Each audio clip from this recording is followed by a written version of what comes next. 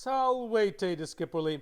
In today's continuation of the story Matrona Ephesia, the soldier will continue trying to get the lady to eat some food and end this hunger strike. We'll see if maybe he can succeed.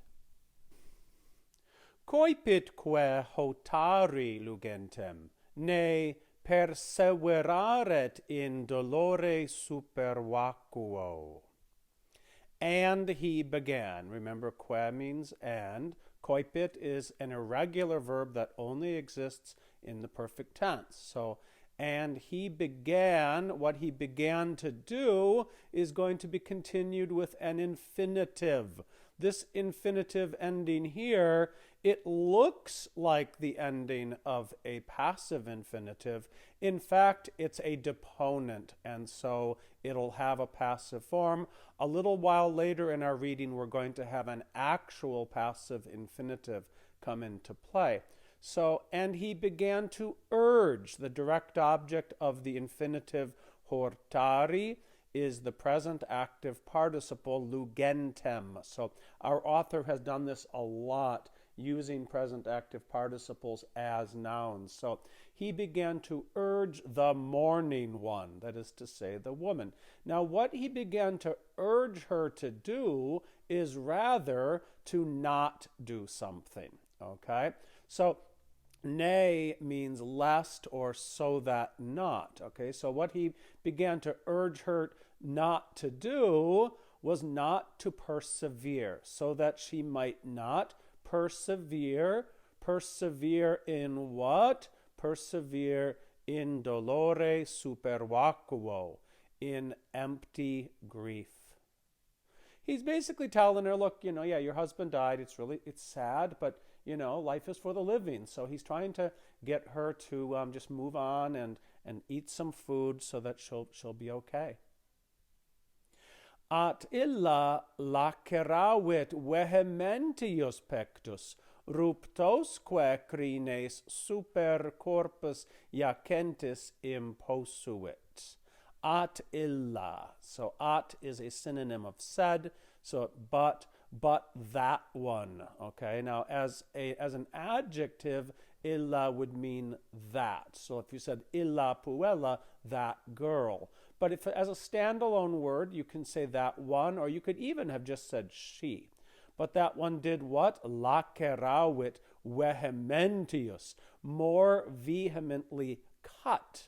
Now we get laceration from this verb. What did she more vehemently cut? Pectus, her chest. So remember, she's been cutting her face with her fingernails, and now she's doing the same to her chest. And she's going to do something else, and run all the way to the end for imposuit. The direct object of imposuit is ruptos crines, torn out hair. Okay, so she's literally tearing her own hair out of her head, and then where is she putting them? Super corpus iacentis, above the body, super corpus, the body of the one lying. This author has already used in the genitive, just like this same form, corpus iacentis, the body of the one lying, referring to the dead husband. Non recessit tamen miles, sed eadem exhortatione temptavit dare mulierculae cibum. The soldier, however, tamen, however, miles is your subject.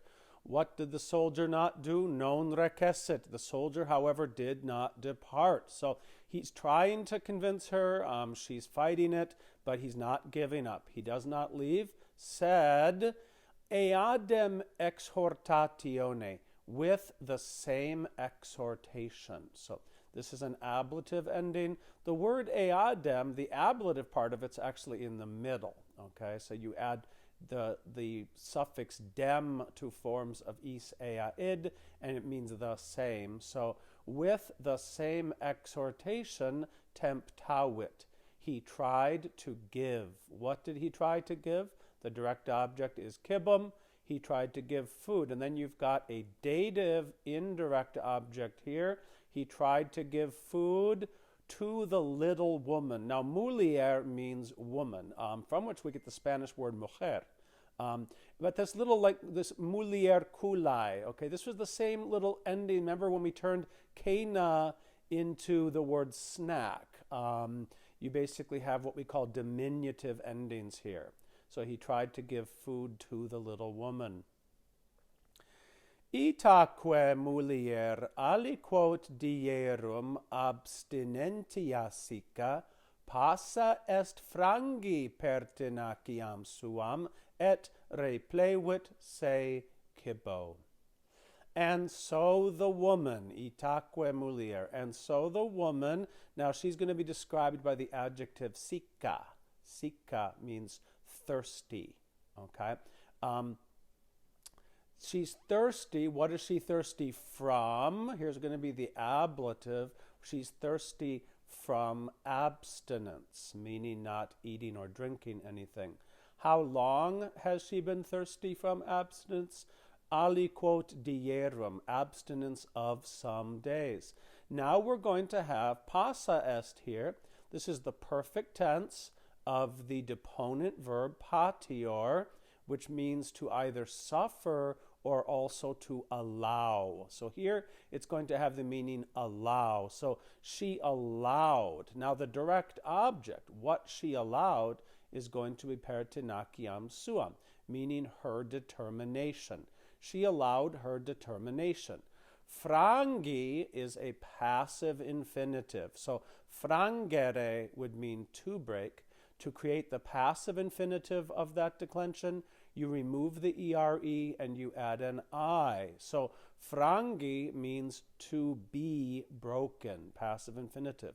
So she allowed her determination to be broken. In other words, she's actually giving in to his suggestion. Her determination was that she was going to die of starvation. She allowed her determination to be broken and et replevit se, and replenished herself. Ablative here of kibo, she replenished herself with food. Okay, so the soldier has talked her out of the hunger strike. She's eating food, she's going to be fine. But folks, this story is not over.